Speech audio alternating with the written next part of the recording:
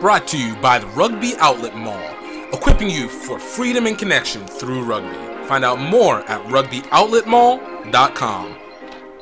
So welcome everybody to another great episode of Greaux Rugby. My name is GiftTime and welcome to the Greaux Rugby podcast, where we talk with people about the things they found, created, gone through, and have used to be able to develop the experience and opportunities that they've gotten via rugby. I want to thank you guys for taking another time to be with us this week. It's always a pleasure to be able to have a chance to talk with you and to be able to bring these great guests and these amazing stories that absolutely need to be told over and over again. This week, we have another great story for you. Our guest is going to be James Brunson. If you don't know that name, James Brunson is the head coach of the North Philly Nomads. Why that's important? They made a great movie last year by the name of The Nomads, featuring Tika Sumpter, about this Philly team and their development into what they are today. It's a really interesting movie, very entertaining. It's a bit formulaic, but it is still really good to watch, and it's great to have another American rugby story told. I think the last one that we might have had was Forever Strong, dealing with the Highlanders of Utah.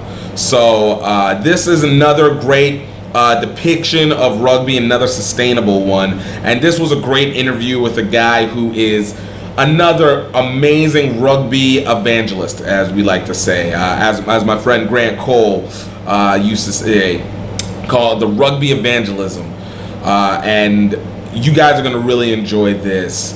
Also, I wanted to talk about a little bit before we got into it about last week. If you guys had a chance to watch it, I had a great panel for Juneteenth, a great discussion panel for Juneteenth on a new program called The Barbecue. We did it off of the HBCU Rugby Classic page. We had invited guests Phaedra Knight, World Rugby Hall of Famer, USA Rugby former women player, multiple-time Rugby World Cup attendee, and founder of PHK Collections. We had Tozan Tutitanwe, who is the founder of Viral Rugby and a head coach in Maryland. We had Koma Gandhi Fishman, a Navy officer, the first woman and first black woman head coach for the all-Navy Rugby Sevens team and all-Navy Rugby team in general. We had Akinola Raymond, who is currently a TikTok phenomenon. If you check his stuff out on Instagram or TikTok, hilarious influencer in that. But even more importantly, he's a Rugby Sevens journeyman, been playing with multiple teams from Potomac to the Mystic River, and now currently is playing with Old Blue up in New York. And last but not least, we had Kyle and Tiana Granby, founders of Roots Rugby. We had them first episode podcast. Great couple. I like to call them the Black Royal family of Black Rugby. And you guys, it was a great panel, really well discussed. A solid hour of just deep discussion and deep dive into the African American experience and perspective of rugby and culture here in the U.S. So I would recommend that you guys absolutely go take a look at that. You guys can either find it on our YouTube page, youtube.com/GiftTime Network, and you guys can find it there, or you can look on the HBCU Rugby Classic Facebook page, and the video will be available there.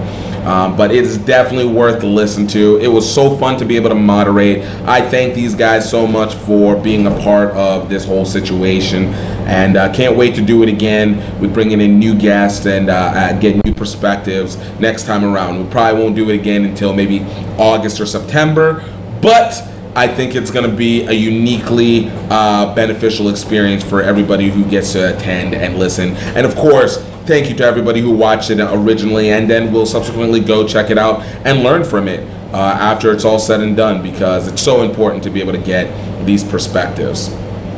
And of course, I gotta go. We got sponsors as per usual. First sponsor, Rugby Outlet Mall. The Rugby Outlet Mall, your place to equip you for freedom and connection via rugby. giving you access to understand rugby culture through movies and books, and to help provide you with daily reminders of what rugby means, with great merch and supplies geared to support rugby creatives and rugby initiatives along the way. You guys, please use coupon code GROW RUGBY, GREAUX Rugby, all one word, for 20% off all GiftTime Rugby and HBCU Rugby Classic merch. You guys, this is a great website. I'm telling you, you guys want to check it out more. We're going to be putting more stuff for other creatives in rugby, because we want to support, and be able to create a singular community area where rugby people can be able to help support other rugby people, and not just do it altruistically, but to do it because there is a need and a desire, and there's somebody there to be able to supply it. So check it out. rugbyoutletmall.com, RUGBYOUTLETMALL.com. And of course, we also have the documentary Singapore to Tokyo, Any Way We Can, the documentary series, 7-part episodes, 20 minutes per episode. It's about two men who had a goal of bike riding to the 2019 Rugby World Cup in Tokyo, and instead end up finding themselves on an adventure of a lifetime that shows them the spirit of community and culture that happens through rugby in Southeast Asia. Guys, I'm telling you, this is a documentary you have to check out. You can find it on rugbyoutletmall.com/product, PRODUCT/Singapore to Tokyo. That's Singapore, spelled out Singapore, SINGAPORE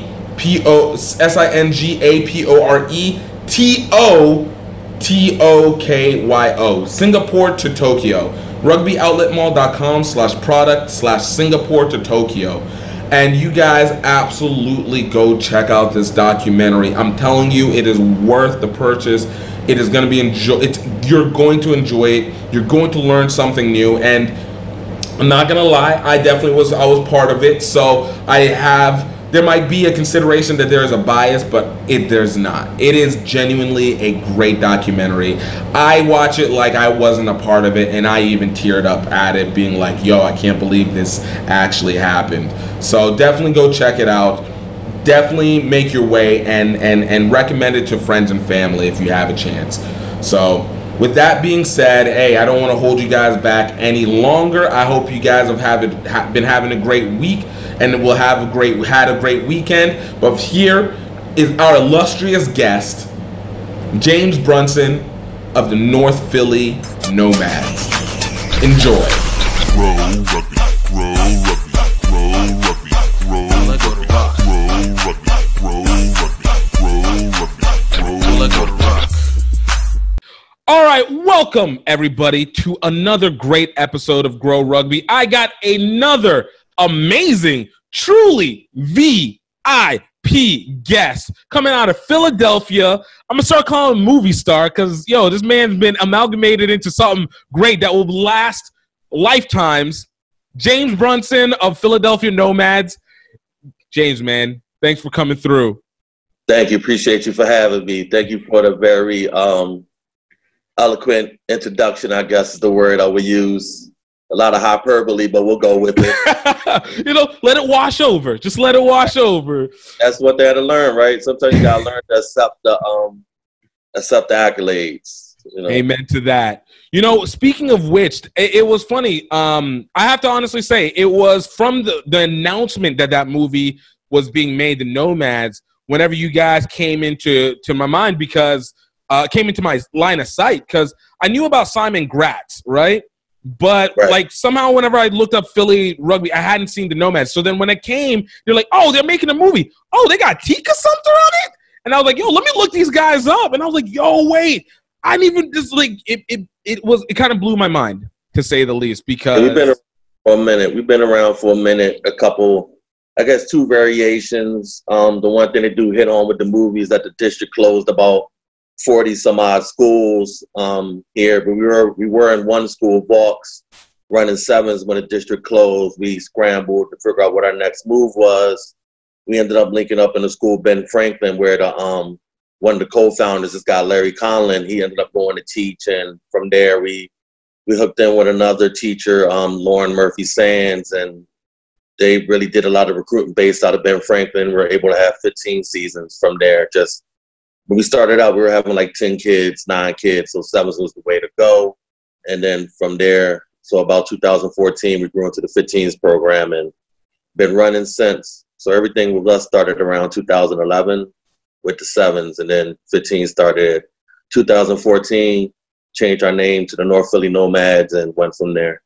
Dude, that's beautiful. And that's the thing. I love the fact that you can see not just the grassroots, but you're literally seeing the tangible growth that goes, because a lot of people lose patience. And whenever you're starting small and you're just trying to be able to make a name and develop out through there, it's the small things that make the difference, and being able to see the incremental changes. And then now to get to this point, and regardless of whatever happens, the fact that this story, in whatever the fashion it was, but the fact that this story was able to get told in a mechanism that is both digestible and entertaining, I think makes so much of makes so much of a standard especially within the U.S. scope, let alone within the rugby community. But before we go into that one, I want to start from the beginning with you. So, for you, like, how did you get started in rugby? Sophomore year in college at University of Hartford, I moved into a suite with a couple guys, and they were in a fraternity, and the fraternity was basically like half of the rugby team at the school. And so it was like a Saturday afternoon, and I'm like, what you guys up to? I'm ready to order some pizza, watch some college football, do that thing. And they said, we're going to rugby practice. I said, I don't know what it is. I said, it's a sport. Let's get it, right? So I show up to rugby practice. I got ball sneaks on. I got, what I'm saying? I'm looking like I'm about to go, get a run in. And, they gave me the ball. They told me what to do. They said, you score, you touch it down to the ground. And, first time I ran the ball, scored a try. Those type of things, it came kind of natural. It's a physical thing. It came natural. Right. They were like, everybody bring $10 to the rugby house. We're going to have a little barbecue, welcome back to the season type thing. I go get my money. I come back, go over to like, James, you're a rookie. You got to work the grill. I'm like, so little do you know, that's where I want to be at anyway, is on the grill. So, recognize my area. This is my connection right there. Anyone that knows me, they know that's where I'm at anyway, So, did that, had a couple of beers. Already knew a couple of guys on the team anyway, being as I wasn't a freshman. Did that, had a good time, busted up, and they were like, go get $20. We're having a party tonight. We ain't got $20. It was like, all right, you're a rookie. You got to pour beers. I'm like, all right, well, me, I'm going to be where the beers at too. So, I'm pouring beers, and I was like, so this is what y'all do every weekend? Y'all play a game, y'all bust it up, and y'all have a party? They said, pretty much. I said, I could do this. Right? That was 98, and it's been history since then. Dude, man, that's me. And I love it because of the fact that it is coming from, I want to call it the best sneak variation of getting into a sport or into any organization. You give them the sample, and then you give the leisure. Like, it gives you the culture and the field play, and it makes it very simple, and it just connects with the soul. Like, I had that same feeling whenever I started playing. It was, hey, I love what's happening here on the field because I recognize that from football and everything like that. But then I had the opportunity to go to this tournament that opened up the culture. And the culture is what, like, hooked me all the way through, because field play is day in and day out. But culture is whatever is like, okay, I can establish in this, like, this feels like home to me. Right. So for you, whenever you were starting in that time, so obviously, we're talking 98, so rugby in the U.S. is still obviously as fledgling as it could be. But the mere fact that you had, like, these guys, like, had they not talked to you? Because you talked your sophomore year. Did you guys not, like... I'll be honest with you, I never knew about the club. I never saw posters or anything like that until I started playing. Then I noticed all the stuff, right? I mean, freshman year, the school was it was a PWI, so right. I'm in there, and you link up to who looks like you. Right, of So course. those basically I was hanging out with. You know, I joined student government organizations, the BSU, things like that. So that was pretty much my focus. And it just so happened, if I wouldn't have moved into that suite with those guys, I probably still would have never saw the game or been exposed or anything. Dude, you know, it is one of those things where the luck of rooming. Say that again? There was the luck of the rooming assignment that got me, you know. Dude, so it sounds like this was all meant to be. Oh, a divine intervention right there. No, Indeed. You know, I was a basketball dude growing up, so I was about to say, like, what was it that you're from? Are you from Philly originally? My father and his family's from Philadelphia. I was born in Panama. My mom's Panamanian. My father's military, so we traveled around a lot. When my folks actually separated, we moved to DC. So I lived in DC from like junior high school years. Dude, okay, so that aspect's really interesting because I've always found whenever it is people who have more mobile lives, you have to have a natural inclination to be able to adjust to an environment, regardless of whether it's friends or school or anything to that effect. And you're talking about, how long were you in Panama before you moved? I was probably like 2, maybe about 2 before we moved. Okay. So most of the time had been either like a DC or then Germany, Colorado, Virginia, DC, Philadelphia. So it has always been ingrained to be able to be flexible to what is around. Like, look to see what you can make of the environment, not make the environment. It was like whenever we moved somewhere, my mom would be like, you know, go outside and make friends. Dude. So and athletics always, you know, that's an easy end. By far. Dude, I love that. So was it just, you said you were just mainly a basketball guy? Did you do football as well, or I did soccer? some football, but, you know, I was going to be the first 6'2" power forward in the NBA, basically, I guess. Definitely had the heart and the mentality, just never had the physical attributes to be successful in that sport, but I had all the other tools.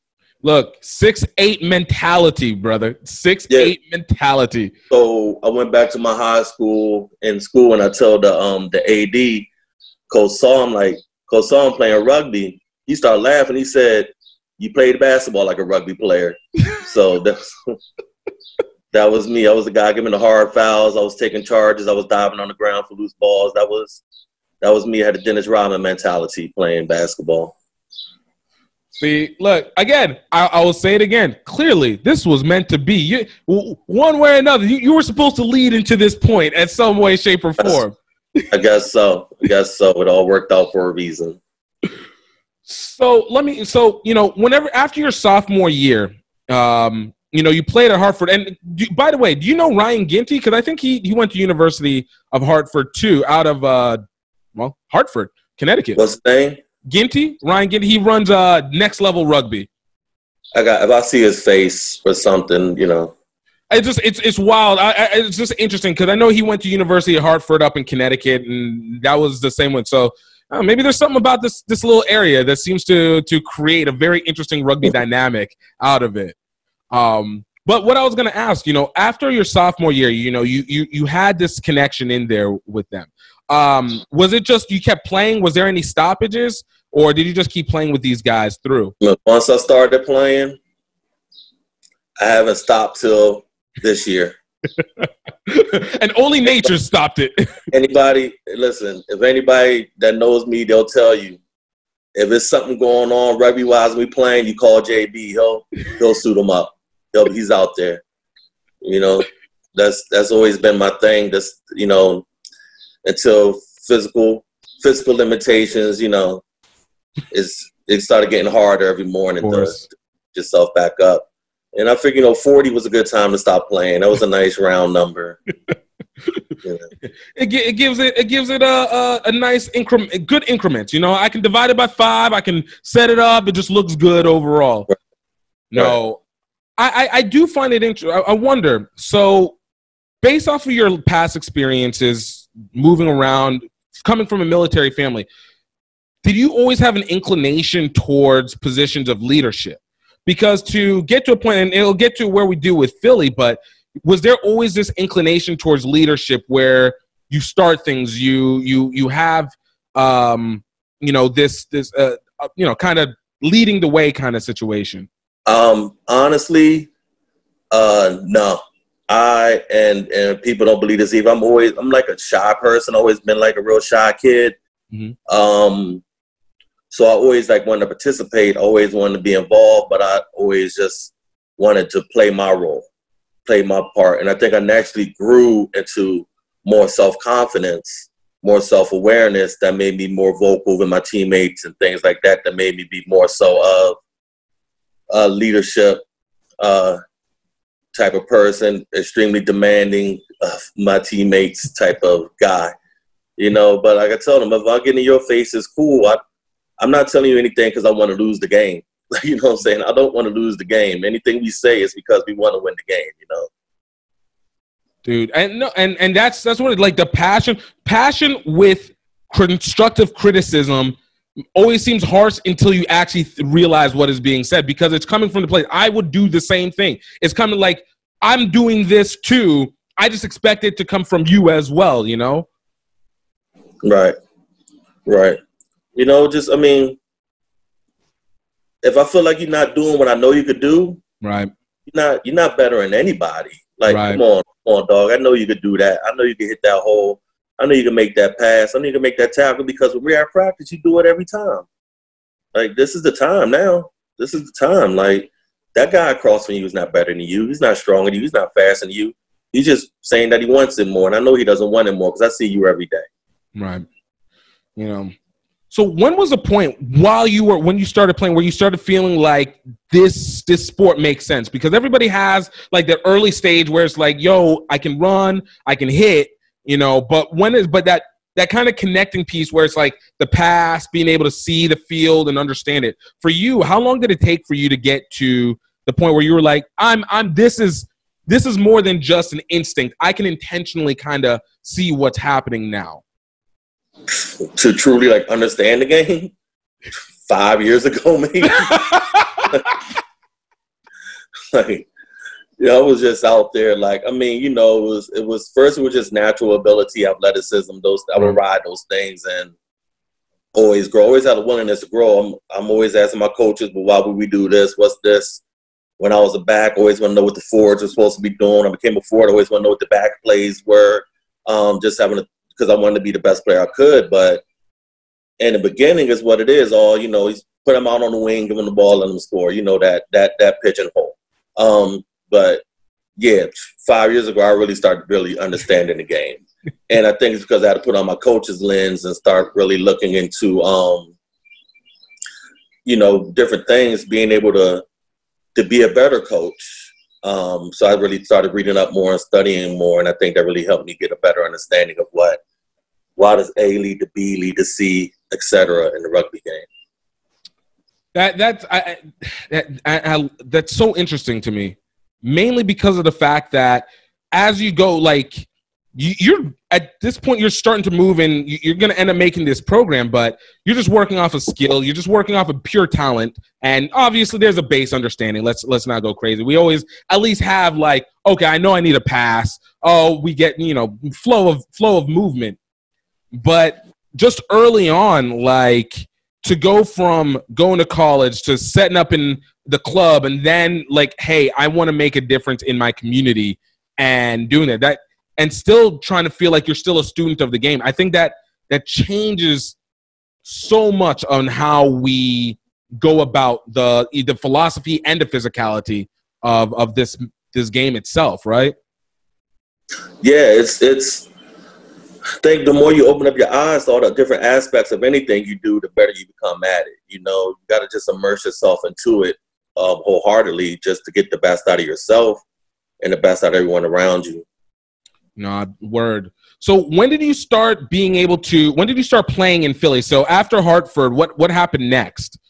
I moved to Philadelphia. I was living by St. Joseph's University, which is out like near the main line or whatever, if you're familiar with Philadelphia. I went into a bar, grabbed a beer, and I saw a rugby ball up behind the bar. So I was like, is this, you know, St. Joe's Rugby Ball? Like, it's across the street from St. Joe's. The bar's not there anymore, but it was there. And the guy was like, oh, no, that's just, you know, a ball from a local men's club. He was like, I mean, what do you know about rugby, black man? Like, you know what I mean? He's like, what do you know? I'm like, oh, I just finished school. I played rugby, blah, blah, blah. And he was like, you looking for a club? I'm like, absolutely. And he was like, well, if you meet me back here, like it was like 6 o'clock or whatever, Tuesday night, I'll take you to training for my team. And that was Media Rugby, a local club here in the suburbs. And so I played for them for like 2 years, just over that circumstance. And then a buddy of mine that I played with in school that lives in Philadelphia was going to start playing again. And he was like, you know, I'm playing for this club that's in Philadelphia, is in the city, things like that. I'm like, well, if you're going to play for them, I'll play for them. So Media was taking a while to get to those practices anyway. It's probably like an hour commute for me. It was a real commitment to be able to get all the way out there. Yeah, so I didn't leave on bad terms. I still got a lot of love for those guys. While seeing we chop it up, they understood why I left, you know. So that's when I joined Schuylkill in 2004, Schuylkill River Exiles, and I played from them from 2004 to 2019. Dude, wow! You said the legacy over at Schuylkill River. And some stops in between with the summertime. I played some league with Philadelphia Fight for a couple seasons. Yeah, and sevens with Schuylkill as well. The legendary seven Schuylkill program. I was about to say, that's a really great club rugby program. Yeah. Like, I remember, for the most part, for the longest time, I thought Schuylkill River was in Maryland, because it felt like everybody between, like, Mystic River, Rocky Gorge, and then there'd be Schuylkill River in there. And I was like, this area seems to have it.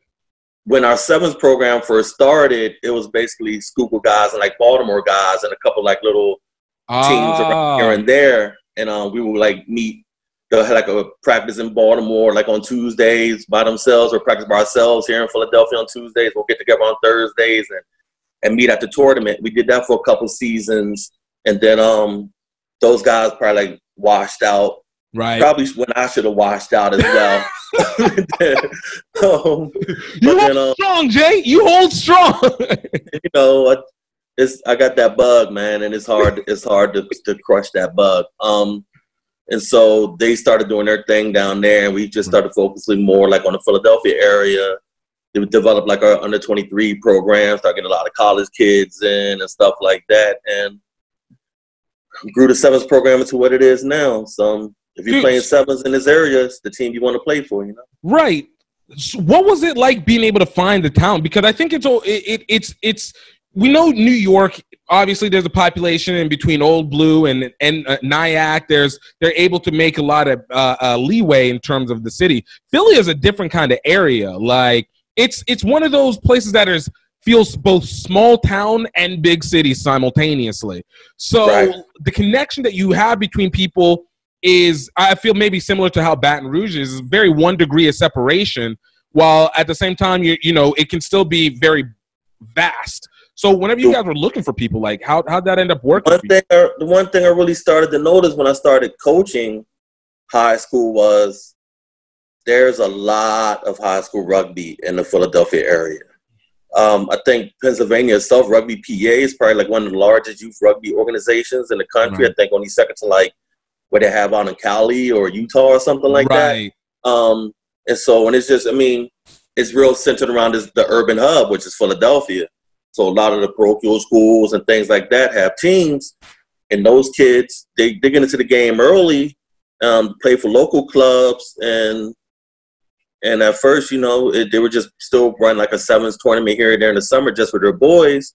But I think as the game started to grow with the CRCs and things like that, rugby starting to be on TV, the more people was like, oh, this is something serious I could do to, you know, try to get some sort of just future, some sort out of it. And I think with that I think that really grew the people wanting to play more and more in their off times and stuff like that. So it was just wanting something that you did with your college buddies and things like that, or something that you did more so to try to pursue some sort of growth out of it.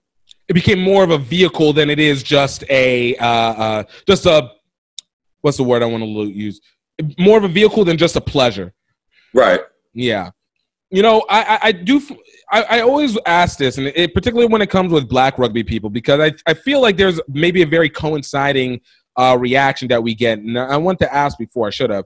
But, you know, whenever it came with your family and you started playing rugby, like what was their reactions to it? Because for me, what I got was, what are you talking about? What is this sport? Like, yo. They, my mom, she just knew it was a sport. I'm always finding something to do. So I'm just playing a sport. My friends and stuff, they're like, oh, that's the one with the stick. I'm like, no, it's not the one with the stick. It's not the one with the stick. I'm not riding a horse. Right. You know what I'm saying? So then, like, I was like, look, I play in the DC area. Come to my game. And then once they come and watch the game, they're like, yo, you got that. Bruh. When's your next game? I want to go to another game. Like, they love watching it, but it was like, that's you. That's all you. Right? Constantly. I've always had that from my friends, and especially whenever it'll be like friends who are like full athletes, big dudes. And I'll go and I'll be like, hey, man, you guys should come play. Like, you guys will be able to rock within this. Nah, man. Yo, you guys don't use pads or anything. I'm not worried about getting hurt. I'm like, bruh, I'm 5'6". Like, nothing. Like, I'm not getting hurt right now. How are you? You 6'2". You 6'1". How you not worried about getting hurt? Yeah, they was like, you know, we used to play a game in DC called Throwback, which like people call like Killer Man or whatever. When you just basically throw the ball over your head, you get it, you run, you try to score a touchdown. Yep. And you know, I think Throwback was a good breeding ground for rugby skills a little bit. But it was like, no, you out there. They said, no, we too old for that. That's you too old to still be playing Throwback. I'm like, I understand. Oh, they always like your game though. They're focused. They're cheering. They don't know what they're cheering for, but they know, you know, they're yelling and enjoying it. Dude, I've very rarely found people who come to a game, or even more so that'll step onto the pitch itself and they come out of it being like, yo, I did not like this experience at all. Like, nothing that I took from. I've never gotten that at all.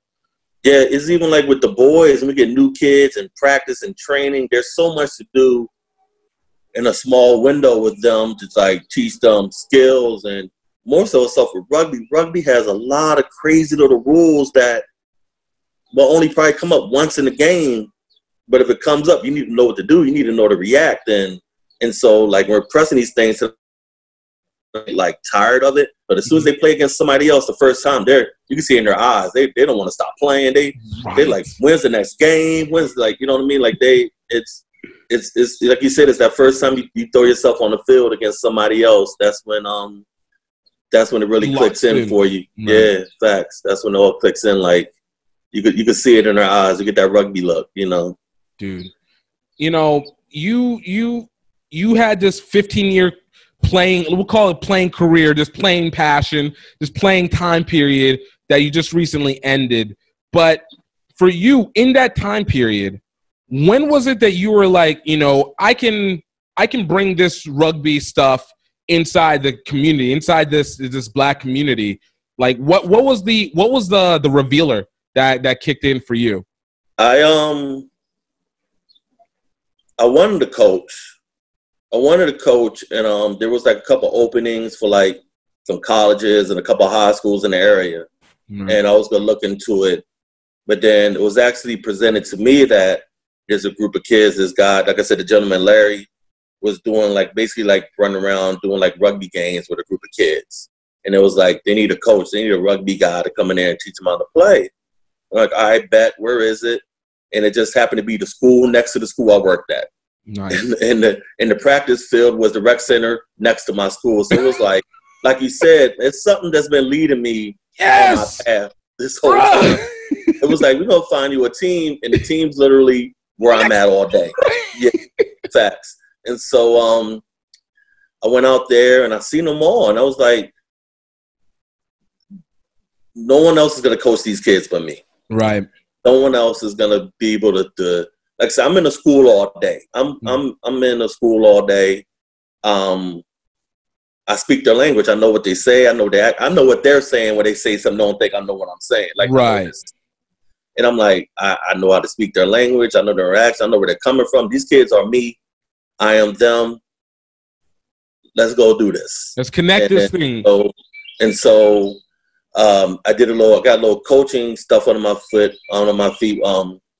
A friend of mine, former teammate, Mike Birch, he started coaching Drexel University that fall. I would come out and help him with the new kids. You know how it is in college. You got the guys that's been playing. Yep. You got guys that show up that need to learn how to pass. They need to learn how to. And if you put them in with they're just going to slow your practice down. Right. So he would give me all those guys, and I would do basic fundamentals with them. And that would basically give me that really got my feet wet in regards to teaching rugby skills by helping him with those guys. And then in the spring, when I started my thing with the boys, I had a little bit of skill teaching under me. You were able to have already refined a little bit of smooth out the edges a little bit. Yeah, so there's some solid transition between the two. I take from here, I pull to here. And obviously these kids are going to be, not that the college kids weren't receptive, but there's something about a younger mind that makes it a little bit easier to be receptive to some of the coaching, even within the rebellion, huh? And I think the thing too is like, it's not like you grow up with a concept of how to play basketball, how to play football, right. But this is like, all right, cool, that's great you did that, but you want to do it this way so you don't get hurt or things like that. And when it's something brand new, it's novel, and if you want to be successful, you got to humble yourself and listen. Right. To an extent. Some kids couldn't do that. They washed away. I mean, it's part of the process. So I had a nice little group of kids, and every Sunday we'll get in a van and we'll rent a van and go to Delaware and play. They had like a 7 circuit for high school in Delaware. It's probably like 7, 8 teams that every Sunday they will play at a different school. Really? Out of that group of schools, and the parents of each school will bring stuff, and we'll just play 7s tournaments against each other. And it was like Archimere, Silesium, like a lot of like schools in Delaware, they didn't have 15s down there, they only had 7s. And we got linked up with them. So every Sunday we'll get in the van, we'll go down there, we'll play 7s tournaments, like round robins with them, come back home. We played our first ever tournament, this thing, Subaru 7s, out here in Wilmington. Got some hardware, won like the plate or something in the tournament, like our first ever run out. Got like the plate, and the kids were all excited. They just won a trophy doing something that, it's just a show, like a tangible viewing like, of their accomplishment. They were all excited. It never happened to me before in my life. It never happened again. I got Gatorade bucket dumped on me. and when that initial thing when you see the guys go, oh, it's real. That shocks your system. Like it's real. But I mean, that's a memory we'll always have, and I always will have. And yeah, so I mean, that's how we got into it. And then from there, more kids want to come out because they're talking about it in school. Right. I give them all a rugby ball, so they walk around in school with a rugby ball. They want to know what that is, and they got T-shirts and stuff like that. And they want to, people want to be part of something new, and that's just how we've been growing. Everything's been growing on word of mouth of the boys. They recruit for us. They recruit for the program. They bring their friends out. They bring their teammates out. Thing like that. Dude, it is a different feeling of being able to know that you can take something that is personal to you and being able to expand it into something that's bigger than yourself, right? Whenever you talk about like getting that hardware that first time, what was that feeling like for you? Not maybe necessarily just the hardware, but seeing that your work, your efforts are having a tangible as well as an emotional impact on the kids that you're dealing with. I'm proud for them. You know what I mean? It's something positive they're doing. It's stepping out of their box, it's stepping out of their comfort zone, and you ask the kids to trust you, you're gonna like it, trust me, especially when they're getting frustrated because they dropping passes or they're not they're messing up a play or something like that. They get frustrated, and these kids are so used to people letting them quit. Mm-hmm. You know what I mean? Like it's what it is. I mean, people let these kids quit a lot. It's not worth the headache. It's not worth the trouble. You want to leave. But that's not how I get down. You know what I mean? So I get frustrated. They get frustrated. I tell them the only one person allowed to get angry and upset is me. You know, I'm the one that gets angry. I'm the one that gets upset. You guys sit together. You gotta have a bond. If your bond is to be like, man, JB's getting on my nerves, then great, that's your bond. You go for that. You know what I mean? Whatever's gonna link you guys to make you want to work harder, do it. So it's always their success. I haven't missed a graduation day since we started. No. You know, parents invite us over for stuff. I'm there because it shows, you know, it goes beyond just out here running a ball. It's a family thing. You know, we always stress family.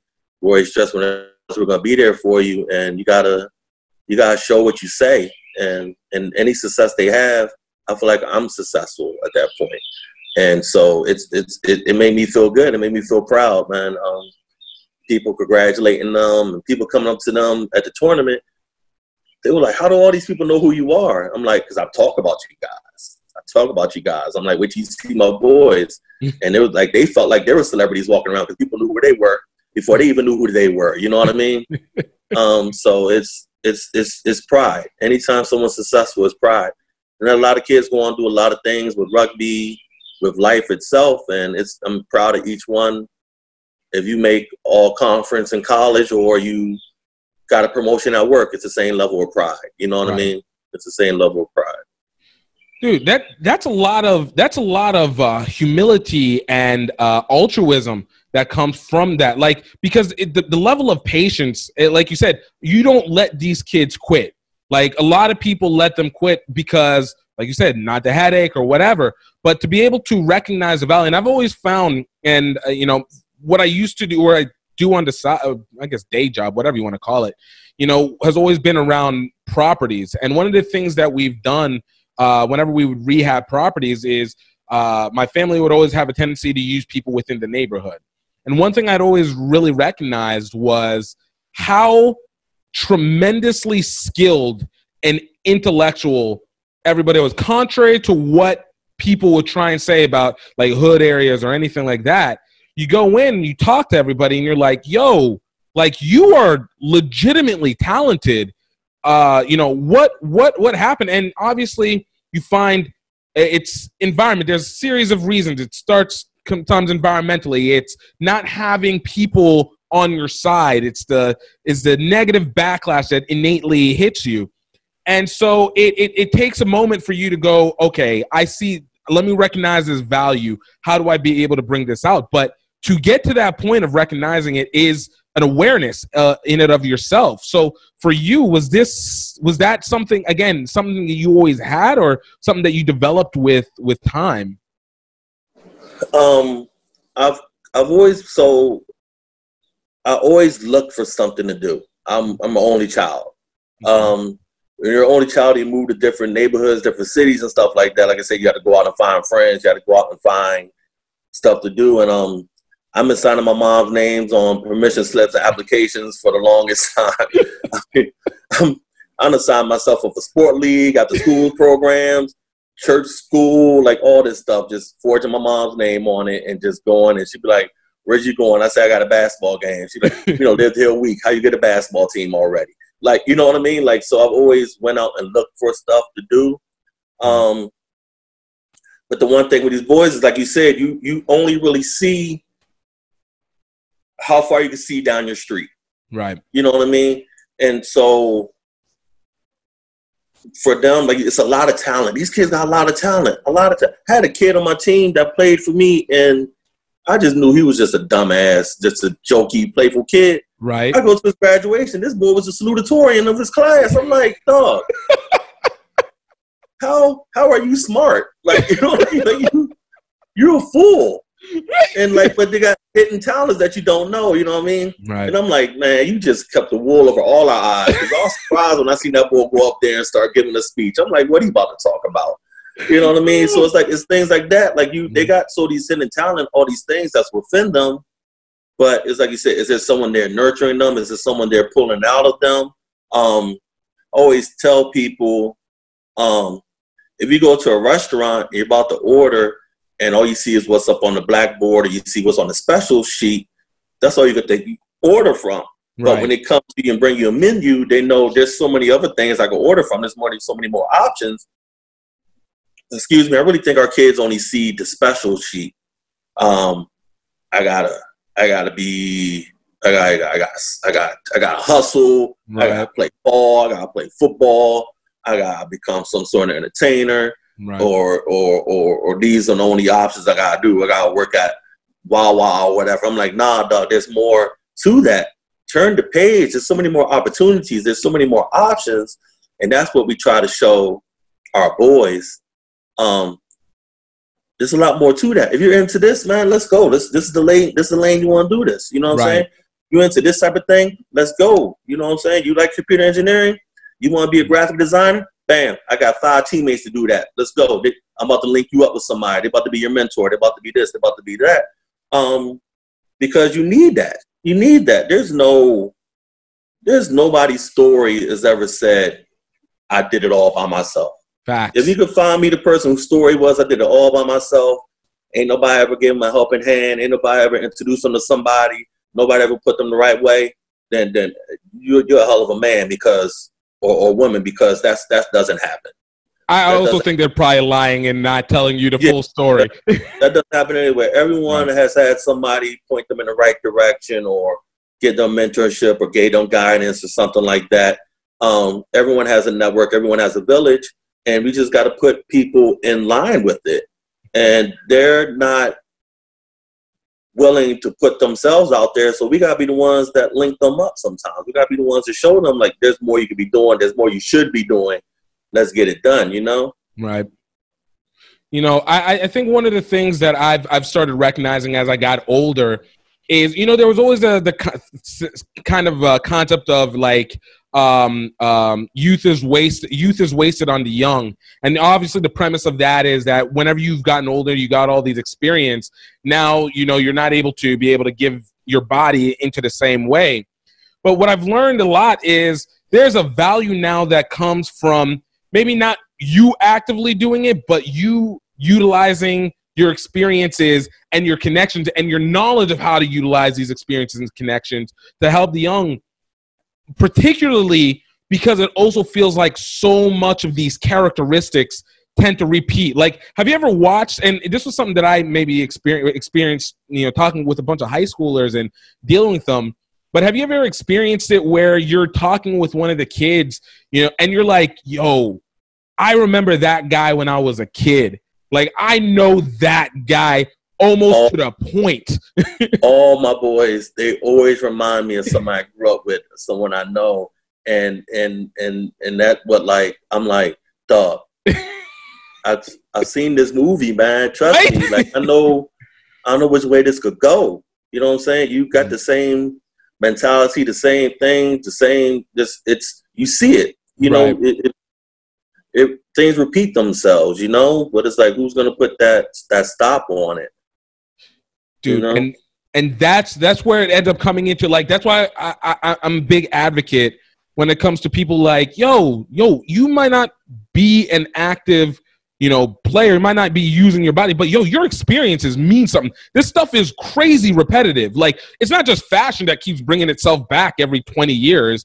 Like, the personalities, the way that they react, maybe the individual figures might be different, but the basic core is almost the same consistently. It is. Like, if you listen to music itself, you listen to a Marvin Gaye record, right? You can put it on now, and it's gonna be talking about what's going on in the world right now, right? Public Enemy, NWA, all those cats, Pac, anything you put on, it's still talking about the world that's going on right now. Things don't change, the people change, and if you've been through these things and you've seen these experiences, right? It's selfish and not being a good person to try to stop someone from making the same mistakes or stepping up in your experience and trying to correct what's going on. You know what I'm saying? Like, everything comes around and goes around. What's going to stop it from happening? Right. You know, be the change that you believe in. Facts. You know, so you start working with these kids more and more, and you're starting to see this program grow as a result. For you, actually, let's kind of get into how did the movie end up happening? Like, how did this even become into a thing? So, we had this lady, Christine Graham, is like the education reporter for the Philadelphia Inquirer. Okay. She wanted to do a piece on us Memorial Day weekend. You know, it's slow news cycle. Let's get this story about kids in there. So I'm like, all right, cool. We did the article that Monday morning. Cover above the fold, Philadelphia Inquirer. Our article is up there. So I'm like, bam. Of course, nice. I go out and buy like 10 copies. I'm like, how many copies y'all got here? I still got them down in the crate downstairs. Just all these copies of newspapers of us. You know what I mean? So the gentleman, Brandon, came in who did some writing and directed the movie, all that type of stuff. He just on a humble popped up at our training field that day. And like I said, it's Memorial Day. And I told the boys, I'm like, look, I'm about to go get a workout in. If anyone wants to meet me on Monday at noon to get a workout in, play some touch, whatever, so be it. So some boys showed up. So they showed up. We did like some run around for like an hour or whatever. I'm like, cool, let's go find somewhere to eat. So we're getting ready to leave, and he just happens to be pulling up as we're walking out the gate. Oh, wow. Like 2 minutes later, he'd have just seen our backs. Like, you know what I mean? And he pulls up, he introduced himself to us. We talked, blah, blah, blah, give him my card. He said he wants to do a documentary. Okay. I'm like, all right, cool, give him my card. It's what it is. People come up and say stuff to you all the time. Right. It's just kind of like, all right, service, whatever. You be, you know, gracious and nice, and you keep it pushing, right? Right. So he reached back out. I'm still looking at this, then. I'm like, all right, cool, whatever. He's making donations to the club, so I'm definitely keeping him close anyway, because a donor is a donor. You know what I mean? Back, look. You know, to be honest with you, a donor's a donor, so I'm entertaining him in that regard. But then he's like, I want to meet. I got something to show all y'all. So he comes. He has like a screen treatment, whatever it's called, type thing, and he walks us through it. And he said it's going to be a motion picture now. It's not going to be a documentary anymore. And this is the way we want to do the movie. Mm-hmm. And, you know, we suggested some changes. He listened to us. Some things changed, some things didn't. That's just the way it is. And that's, you know, he said, we got the financing, we got the this. I'm looking at these actresses. I'm looking at these people. It's going down. I'm like, oh, word? Like, okay. Like, you know, granted, it's like 4 years later. You know what I mean? Yeah. All right. But he's always in contact. I'm like, yeah, you know, good job. You know what I'm saying? Like, yeah, coming out, thanks for supporting. I mean, I'll be honest with you. He knows this. I'll be honest with you. It was a long process. Right. I'm sure it was longer for him because he was the one doing it every day. You know what I mean? But then he's like, we started filming. It's this, that, and the third. And I'm like, oh, man, it's really happening. You know what I mean? And I was like, you know, what can we do to help? It was like, we got to get rugby people involved. So I'm like, all right, bet. We hold like a practice. They reach out. They put like a thing out for casting call and all that type of stuff. We had like a practice.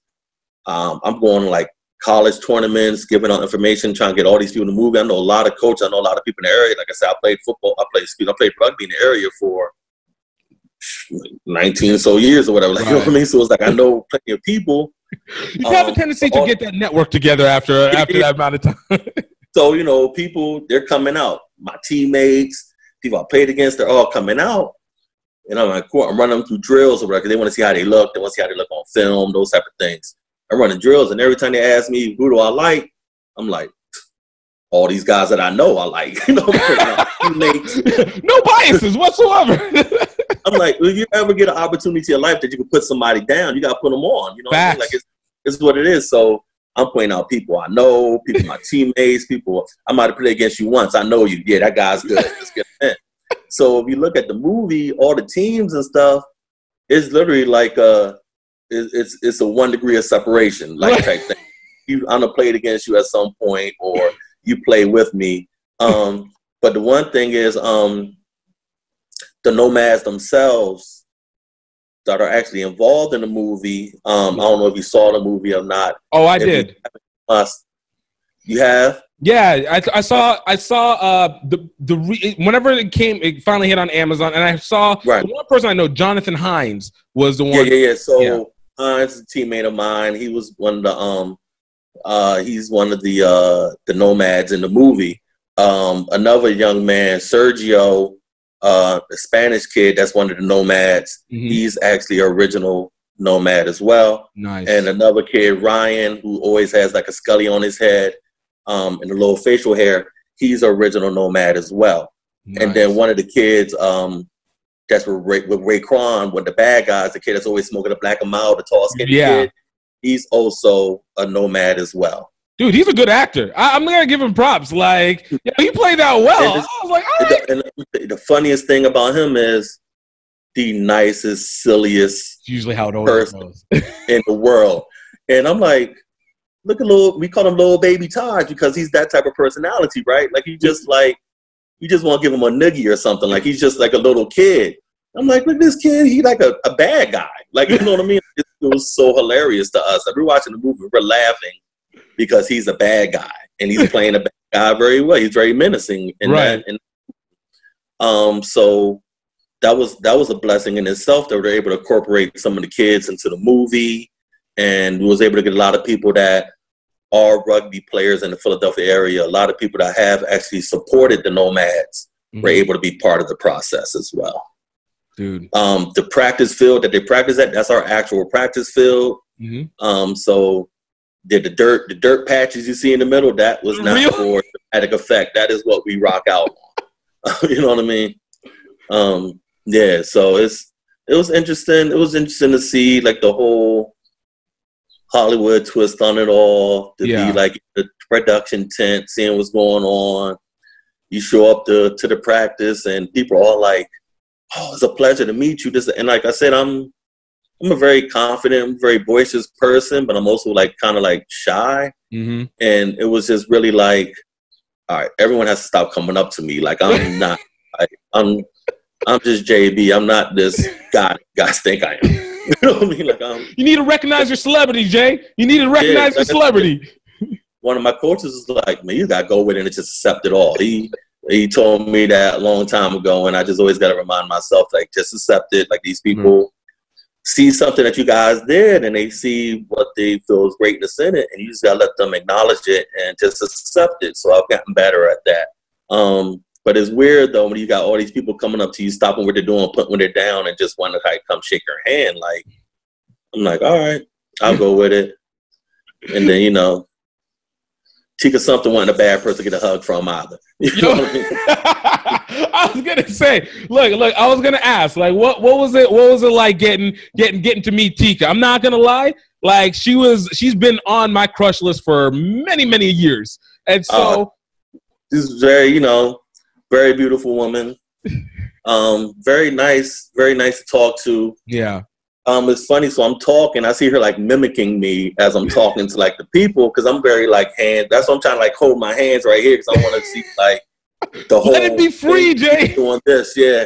But then so like she's like beside me doing this. I'm like, what are you doing? She's, I'm just trying to get the JB down, and yeah, it was nice. Everybody was nice. Everybody was cool. Yeah.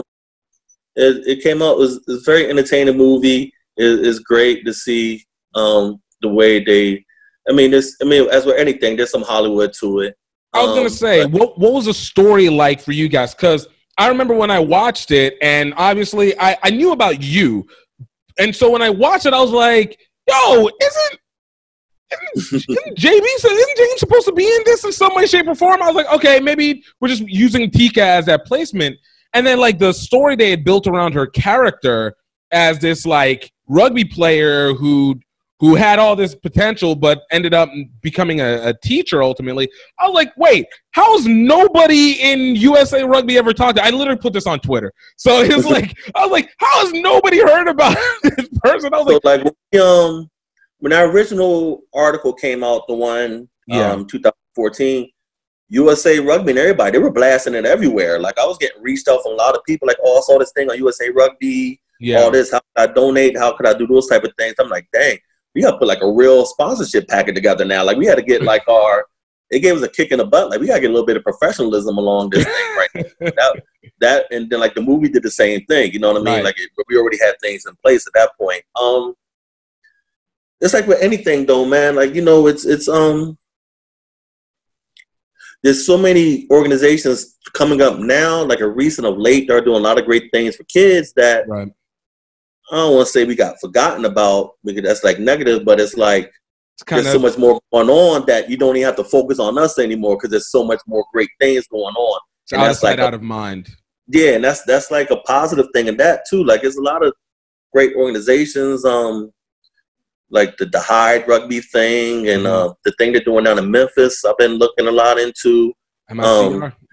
Like you said, Grad started up a couple years ago. Right. And so there's a lot of things like that that are starting to realize that this is a talent pool that needs to be tapped, and needs to be reached, and needs to be nurtured and brought up. You know, they're doing stuff, I think it's Play Rugby or something in New York. Right. Those type of things. So there's a lot of things going on now, and it's great. And, you know, kind of want to feel like the publicity and the things that we have gotten, I kind of help spurn that. And that's a good feeling, you know? Mm-hmm. No, it was something that, like, because I from 2014, I don't know how I missed the article, but I didn't see it.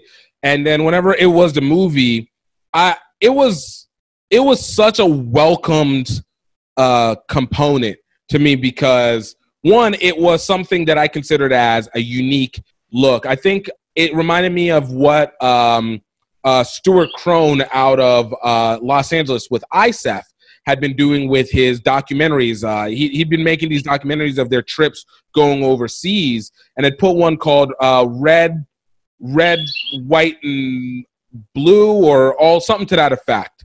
And that one had been on Netflix. So, and I talked with Stuart about this too. So his stuff was unique in and of itself.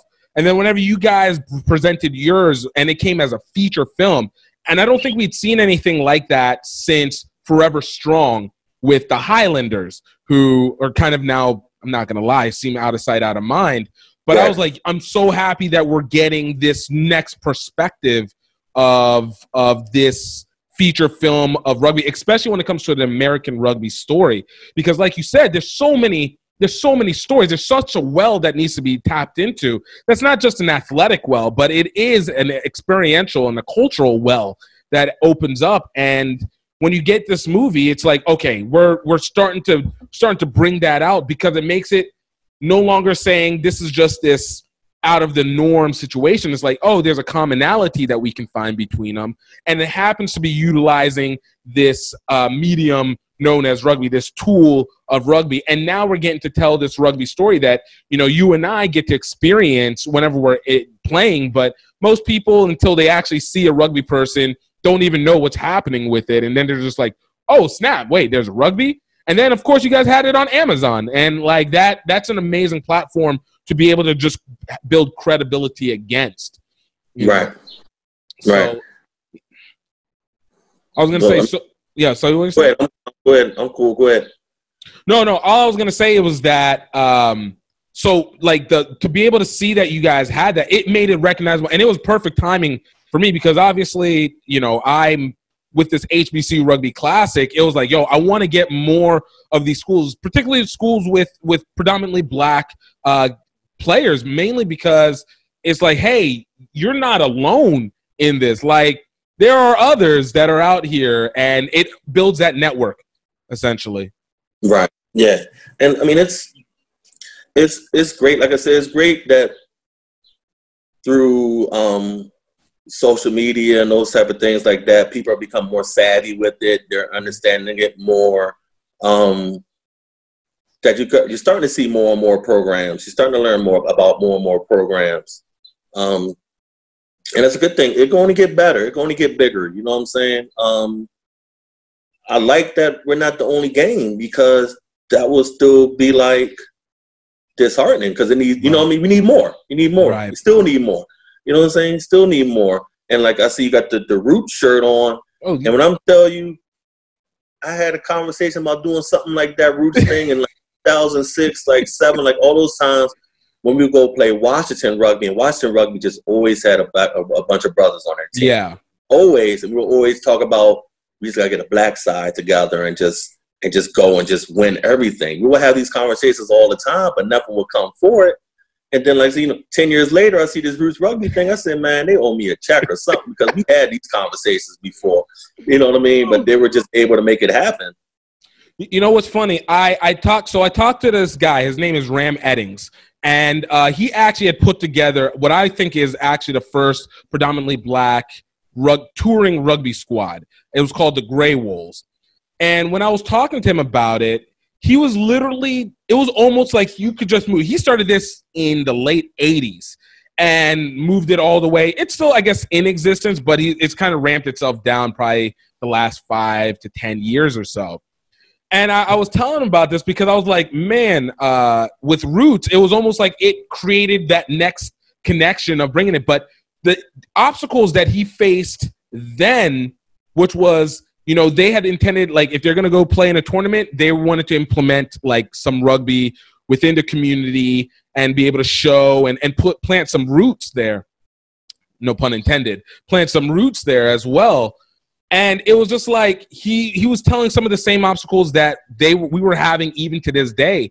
But I think the difference is now there's a much wider range of communication that goes around. So comes with, like you said, social media and the savvy that comes along with it, lets you know, hey, you know, I can connect with these guys. I can connect with, you know, ISF in LA. I can connect with MICR in Memphis, you know, Boynton Beach down in Florida. Like, it becomes much bigger than just, oh man, we have to physically appear in this location or a news entity has to do it. So the combination has been remarkable, and I think it sets everything up to be able to properly expand it so that programs like yours become even more exposed and more looked at, because they're a bridge.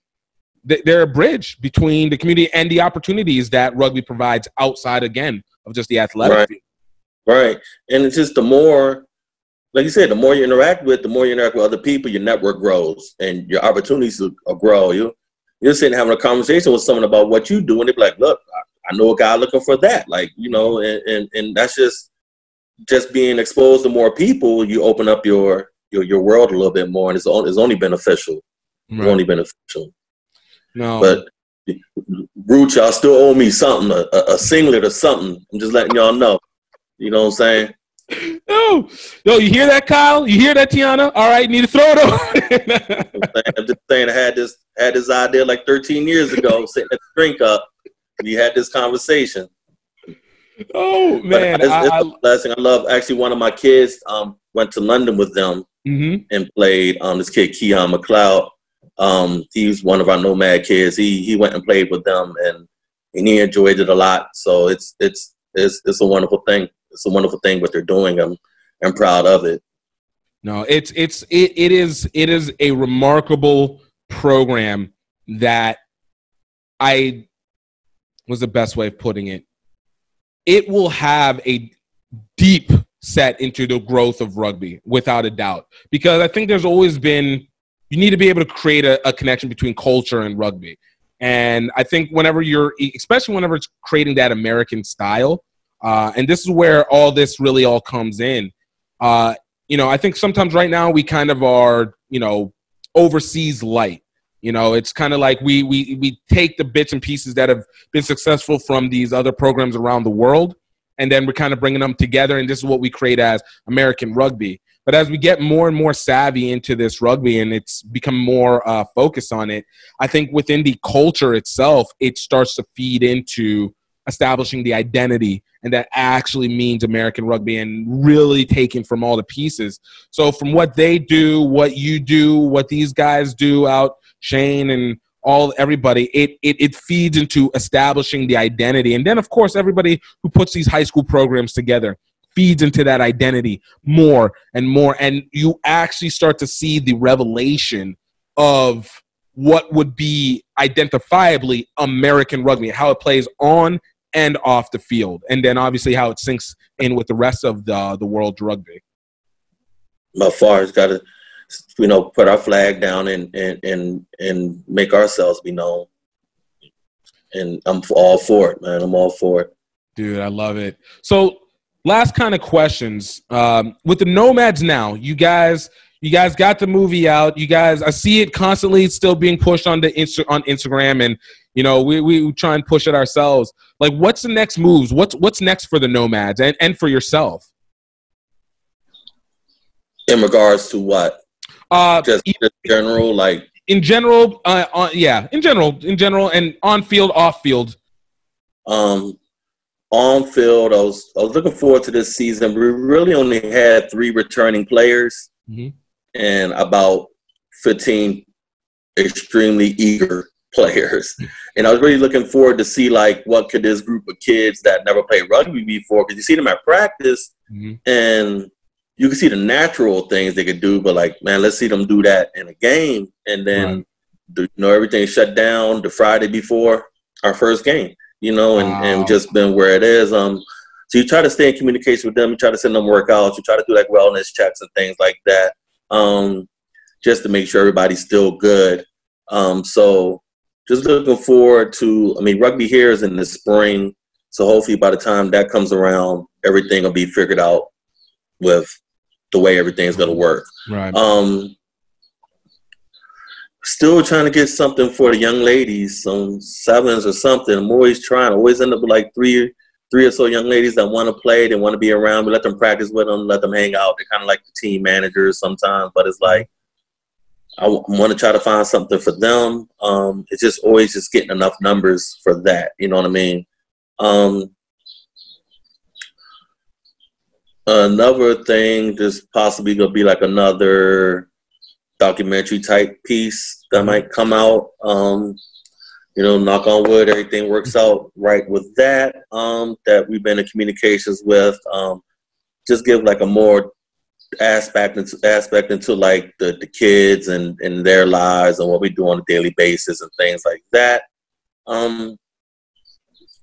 And just trying to be better, just trying to do this better every day. You know what I'm saying? Trying to have a touch more with more lives, Dude, I love that. And I expect it, even whenever it comes with the women's side. I know the challenge that can be there, but it would seem, there's clearly something about you that is supposed to be leading towards this way. So I have a feeling there's going to be a random connection that's going to just blow up the situation and just send you guys in what you need. Someone's going to jump off a van full of girls running around rugby, right? That's going to happen. But yeah, man, we're struggling. We're just trying to maintain our focus and our mission and try to keep it true to what we want to do. Because the more known you are, more people want to reach out, more people want to be part of what you're doing and things like that. And you got to be cautious with that sometimes because you can't lose what your mission is by trying to be bigger than what you can be. Right. If I could tell you right now, we got under 11s, we got under 13s, we got under 15s, we got this, that, and all those type of things. That would be like a wonderful thing to say. Right. But at what cost do you develop to that point, So you still got to like try to maintain what your mission is and still be looking to branch out as well. So we got like offers from people that want to like partner up and work with us. It's just trying to see what's the best fit in that regard as well.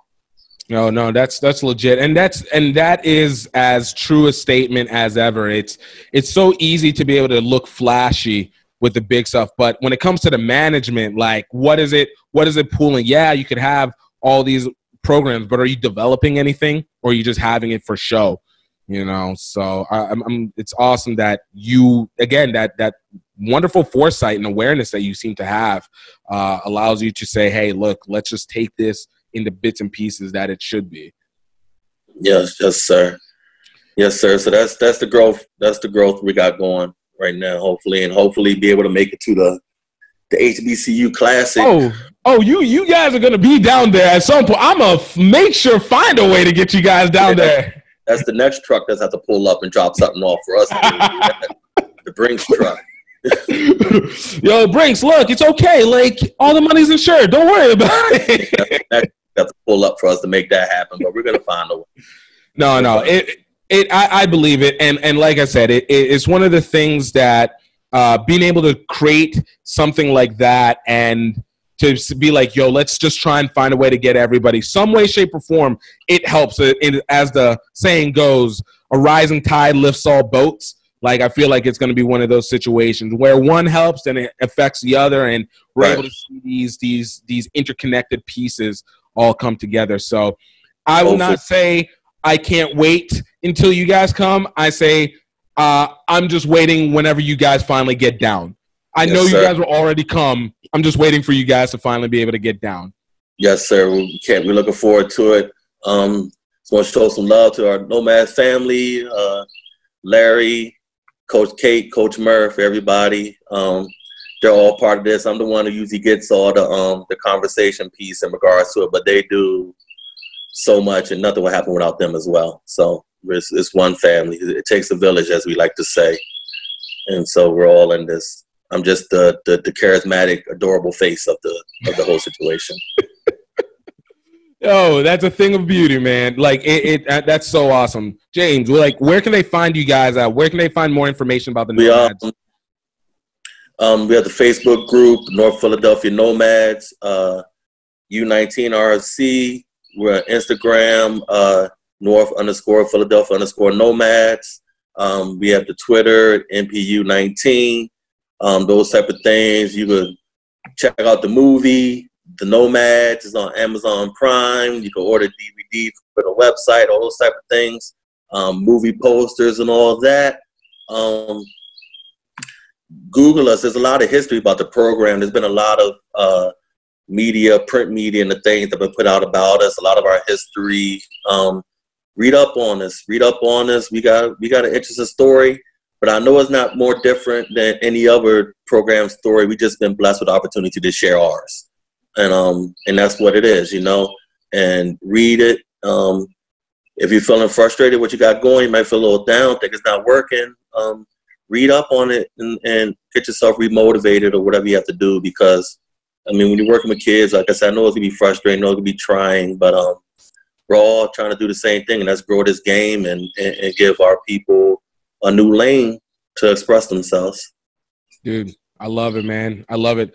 My brother, continue to do the great things that you and the rest of the crew are putting together. It is impactful. It is meaningful. I know you know this, but I just want you to hear it out loud from somebody else outside. We're seeing it, and I love it, and I hope to be able to continue to be able to watch its growth consistently, man. And thank you so much for being on here. Yeah, thank you for having us and let me tell our story a little bit.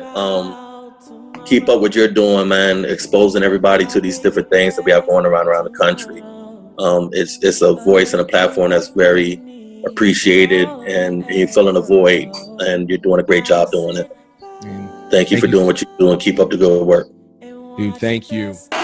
Yo, dude, another great guest. Guys, you definitely can go follow them. I would suggest it. It's a great team, great cause. And, we, like I said, trying to make sure that they get over here to the HBCU Rugby Classic as well. So it's definitely going to be well worth the listen, and well worth checking them out and following through. Thank you, James, again, for coming through. Absolutely appreciate it. And, guys, definitely go check out more of these great guests that we've had the pleasure of being able to bring on. Last week we had Matthew Provost from Prairie View A&M Rugby. We had Nicholas Walcott of Chicago Griffins, a deep story starting from college D1A athlete to going professional, being a promoter. We had Chetta Emba of USA Rugby 7s, USA Rugby 15s women. We had Ram Eddings of the Grey Wolves, a great story. Charity Williams out of Canada 7s. Saifuddin Safir from Morehouse College.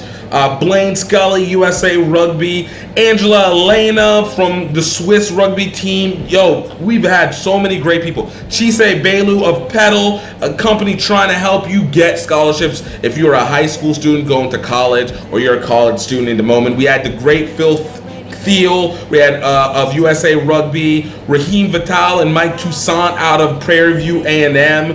We had Nia Tapper out of USA Rugby. We had Dave Rhymes. We had Kyle and Tiana Grammy. Guys, these are great people. Definitely go check out, listen to what they've been talking about, find out more about them, learn, and just enjoy. Like, I really enjoy bringing these, because these are stories that some you've heard a little bit, but I feel like a lot have yet to have been expanded on, and to be able to have the honor to be able to bring it your way has been amazing. I can't wait to keep bringing more and more, coming back each week, loving it and loving it and loving it.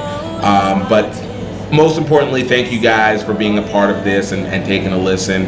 And of course, please don't forget, check out the documentary Singapore to Tokyo Any Way We Can. You guys can find it at rugbyoutletmall.com/product/Singapore to Tokyo, the letters TO, not the number 2, Tokyo. And then of course, definitely check out Rugby Outlet Mall, equipping you for freedom and connection via rugby. 20% off all GiftTime Rugby and HBCU Rugby Classic merch with the coupon code GREAUX, GREAUX Rugby. And please, if you guys do like this podcast, please leave a review, please share it with your friends and family, and just know, absolutely, when it comes down to it, I hope you stay happy, I hope you stay healthy, and I hope you know that you are highly favored. I'll see you guys next week. Cheers.